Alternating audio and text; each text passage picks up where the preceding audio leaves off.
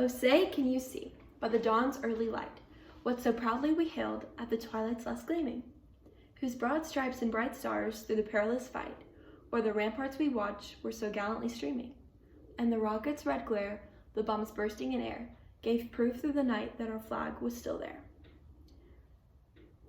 Like me, I'm sure many of you have grown up singing these lyrics from the moment you began grade school. I can remember my first grade classroom as we stood up to say the pledge, which was always followed by the national anthem. As our class would go through this routine every single day, from kindergarten up into the last days of high school, I now look back and realize that I never really put a lot of thought into what those words mean or the story behind how the song was written. All those days, I stood and I put my hand over my heart as if it were a chore, instead of truly thinking about the deep meaning of the song and how it came to be our national anthem. My name is Addie West, and today I will be informing you about how Francis Scott Key wrote the Star-Spangled Banner. The story begins during the War of 1812, when America and Great Britain were at war with each other. After doing lots of historical research on history.com, it explained the reasoning behind why the two countries were fighting in the first place.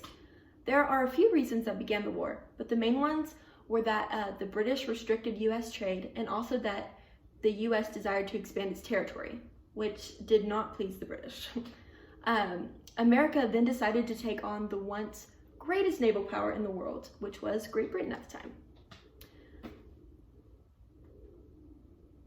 In the midst of the War of 1812, a man named Francis Scott Key, which I found from biography.com, was a lawyer and a poet in Maryland, got word that his friend, who was also an American civilian like him, Dr. William Beans, had been captured by the British and was being held prisoner. On September 14th of 1814, Francis Scott Key traveled to Baltimore to rescue Beans from the ship he was being held on by negotiating with the British troops. While he was successful in the release of his friend, the two men were not allowed to leave until after the British were done attacking Fort McHenry there in Baltimore. The night of September 14th, 1814. That night, the British had planned a major attack on Fort McHenry in Baltimore, Maryland. The two men were being held on a British ship about 4 miles out from where the attack was taking place. I can only imagine the fear that all the Americans were feeling in this moment, afraid for their lives, afraid for their loved ones' lives, for their country's freedom that they had been fighting for so long. As the attack went on for hours and turned into a whole day of bombing Fort McHenry, the noise finally stopped and there was just complete silence.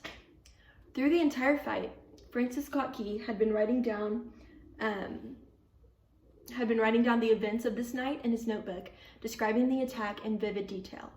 When the noise became silent air, he looked up in astonishment to find the American flag still waving high in the sky. The British had actually given up the fight and began sailing away, defeated. Fort McHenry still stood, and America was now free. Despite being aware that America could lose its freedom to Great Britain at any moment that night, Francis Scott Key sat watching the final battle take place, and he documented everything that he could see. His poem describes the amazing moment when America won its freedom, which later turned into America's famous national anthem, the Star-Spangled Banner. Flash forward to today. The Star-Spangled Banner is a song that is sung at every sporting event by famous singers and by every boy and girl in most every elementary, middle, and high school in America. It was declared our national anthem by Congress officially on March 3rd, 1931. It is now sung to show our appreciation, honor, and our respect for past and present American military troops who helped fight for our country's freedom every single day. Francis Scott Key witnessed one of the greatest American victories of all time that resulted in the victory the country still has today. We celebrate America's freedom and we show our respect to the flag that our country fought so hard to keep waving by proudly singing Francis Scott Key's The Star-Spangled Banner.